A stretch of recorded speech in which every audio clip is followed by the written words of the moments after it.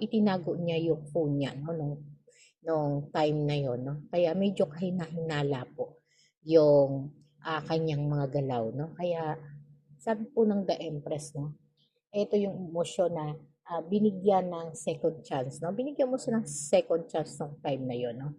Pero sabi nga ng The Empress, no, ito yung emosyon na parang napabayaan yan.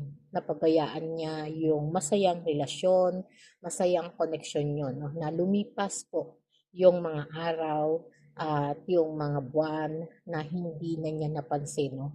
Na masyado na o lumabis na po yung layo o pagbabago sa relasyon ninyo o sa koneksyon o sa takbo ng buhay ninyo, no?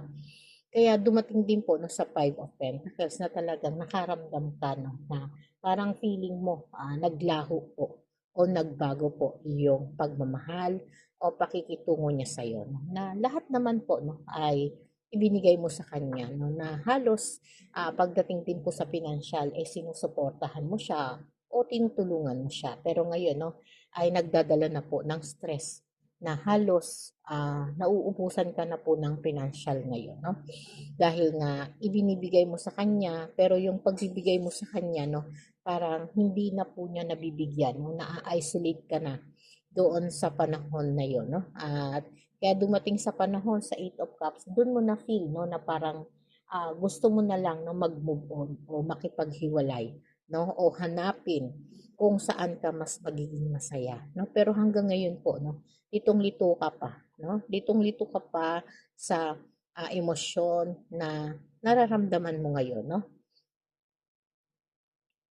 Sabi nga po ng Page of Swords, no? Parang marami ka pong tanong, no, sa isipan mo, marami pang umuugnay, no, diyan sa puso mo. Na sinasabi nga po dito ng Page of Swords, no, na habang tumatagal, no, parang yung misunderstanding ninyo at yung mga bagay na hindi niya pagsasabi sa